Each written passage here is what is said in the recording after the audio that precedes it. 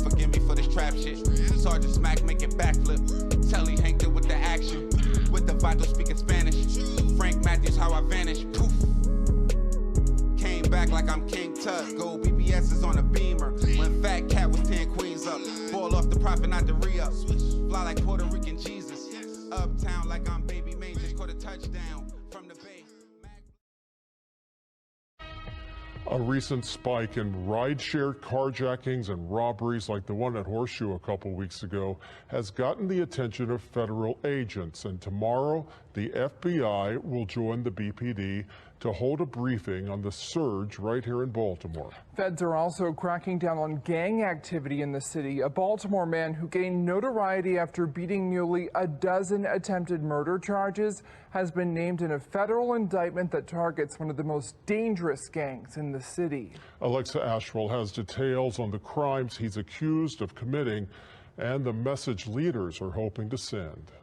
This indictment names 6 people allegedly associated with the Black Guerrilla family gang. One of them, David Warren, in this described as a contract killer. This newly unsealed federal indictment charging 6 men associated with the notorious Black Guerrilla family gang includes Baltimore rapper YGG Tay or Devontae Harrison. Gardens and Pennsylvania Avenue. He terrorized those communities. The federal indictment linked the gang to 10 murders.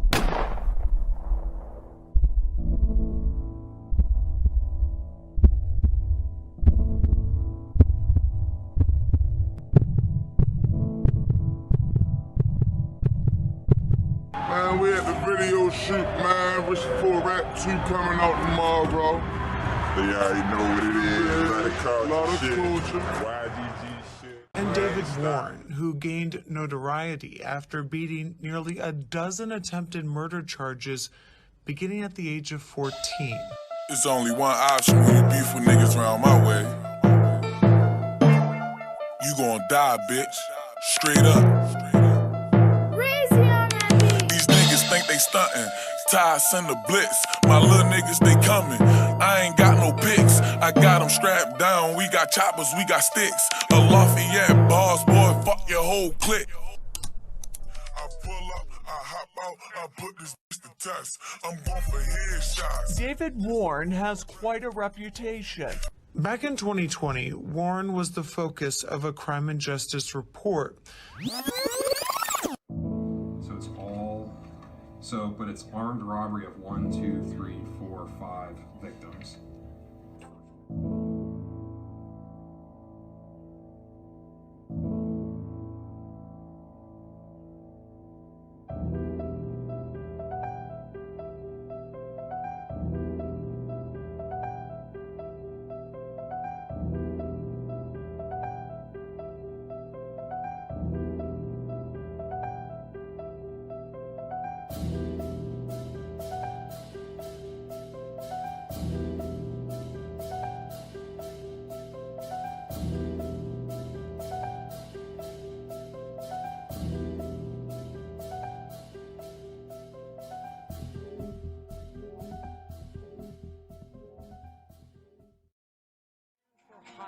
That's who police say opened fire at a Memorial Day cookout, hitting 5 people. That same suspect linked to another high-profile investigation.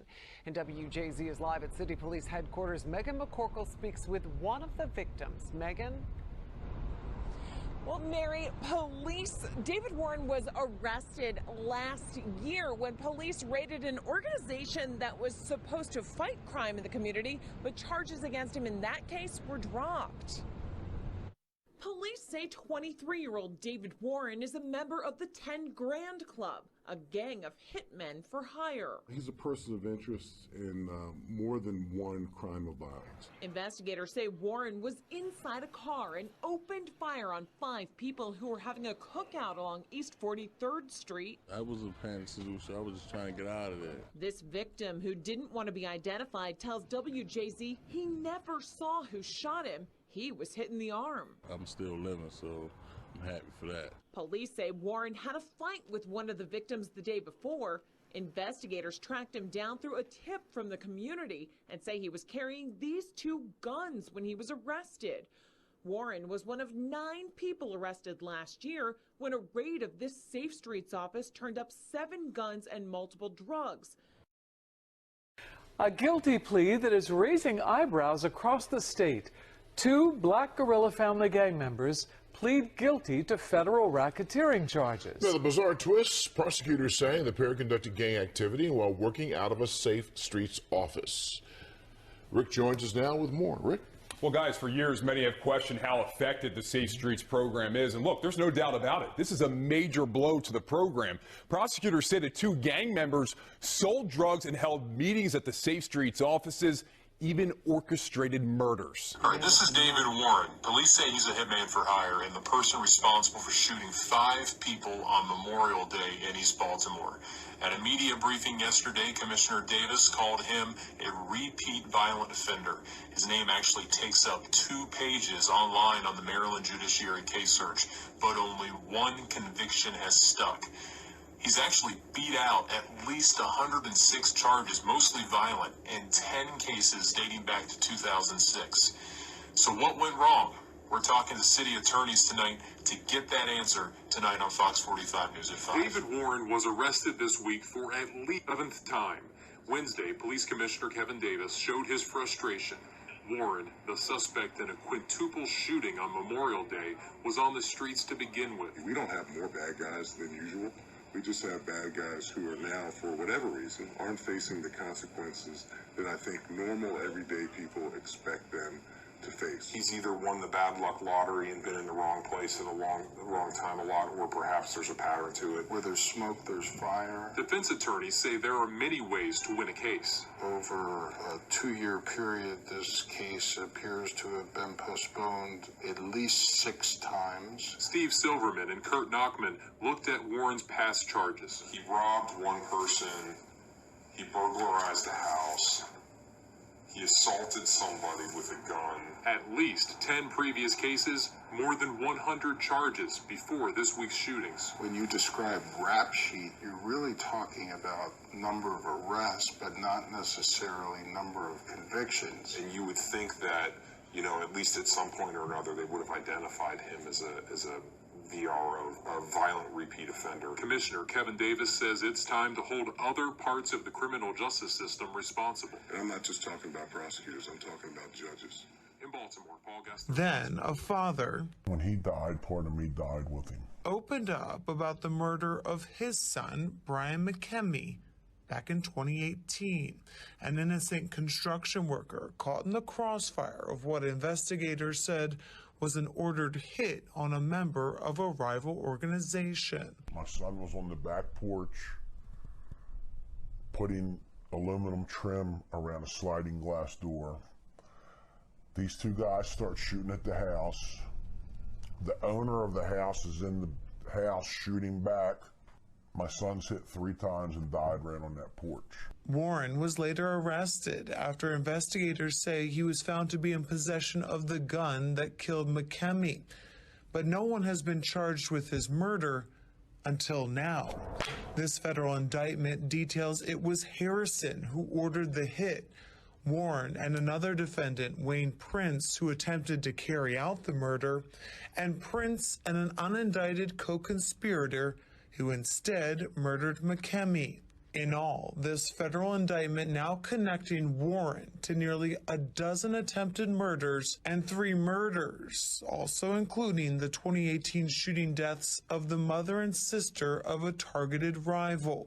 The women, investigators say, gunned down inside of their home when he couldn't be found. The Black Guerrilla family is singularly the most significant threat to public safety in Baltimore for the past decade or longer. Years of violence and a city struggling to stop it. With this federal indictment, hope for justice, peace, and a strong message to criminals. When they come in with the heavy hammer of a federal judge and federal sentencing guidelines, you know that that's going to send a clear signal that this violence is not going to be tolerated. All 6 defendants are currently in custody, including Harrison and Warren. Warren is currently serving a state sentence for assault and gun-related charges. Alexa Ashwell, Fox 45 News. Hey, shit got Popalot. We back with this for real mob ties shit. We just pulled up to Murderland, the Bodymore part of town. Now, if we got anybody tapped in that's in the city, I don't care if you in North, West, or East Baltimore. I definitely want to see how deep y'all are in the comment box. Today, we're going to do our best to tell a story of a guy by the name of David Warren. David Warren, who was charged with his first attempt murder at the young age of 14, would go on to beat the state of Maryland in 10 attempt murder trials. He would only be arrested after a jail call was intercepted where someone could be heard being shot in the background. Authorities would link him to the gun that was used in that shooting, along with the vehicle that was described to be used. They have a saying that even a broken clock is right twice, and the state of Maryland eventually got their man, convicting David Warren, sentencing him to 20 years. But with how the state system works, he was expected to be out in 7 to 8 years, until the feds showed up. The Baltimore Police Department would call David Warren a prolific criminal, pointing to a quintuple shooting on Memorial Day in 2016. He would be linked and tried for that shooting that injured 5 people. And just like most shootings he was charged for in the past, he would be acquitted and walk free. He was also said to have ties to one of Baltimore's most notorious gangs, the Black Gorilla family. He would be picked up in a raid at a Safe Streets safe house that authorities eventually determined was like a BGF hub, where he was said to be in possession of 2 handguns as well as ammunition. Charges would be dropped for him and 9 other people that was caught in that Safe Streets raid. So it's like even when they caught it on him, they couldn't catch him. And though he would eventually be captured and locked up on that 20-year state sentence, I'm sure to even them, that seemed like a slap on the wrist for the amount of crimes he was connected to but couldn't be convicted of. And that's where the feds come into play. Because one thing about it, you ain't going back and forth with them. And in 2022, on a Monday, right before Christmas, he, along with 5 other alleged BGF gang members or associates, would be indicted on a federal racketeering charge that included murder, murder for hire, drug trafficking, armed robbery, and witness tampering. Also indicted with him would be a popular Baltimore rapper that we previously covered, Devontae Harrison, or YGG Tay. And just like David Warren, YGG Tay would be serving time on a drug charge when the federal indictment would be handed down. And if they thought they had a tough time while they was serving time in jail, it would only get tougher when they would begin to read the indictment, when they would connect the 2 men to a vicious April 4th, 2018 double murder. The government would allege that David Warren would go to the home of an individual who had accused YGG Tay of cooperating with the police. Now, the person that David Warren was hunting was not there, but his mother and his sister were in the home. The indictment would allege that David Warren would go on to murder both of them using a .357 handgun. The government will also allege that YGG Tay would go on to pay David Warren for those murders. Now, not only were the acts severe, just how far back the government went on this indictment, as it has YGG Tay paying for hits as early as June 29, 2014. And the deeper you go into the indictment, the more it connects the 2 men, especially in the year of 2018, where it says that David Warren was paid by YGG Tay to murder at least 3 of his rivals. So with how long these crimes have been going on and how violent they were, I can only imagine how this case is going to play out with the federal government, because that ain't going to be nothing like Baltimore criminal court. But y'all get in the comment box. Y'all let me know how he was able to have a life of crime so long.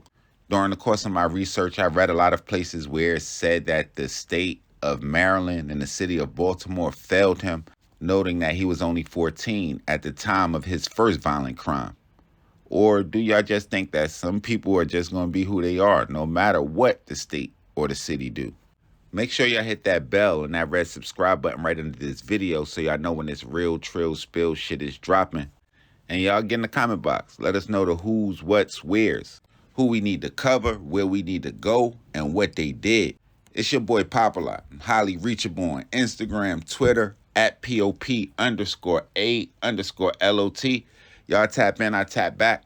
Whole lot of mob shit.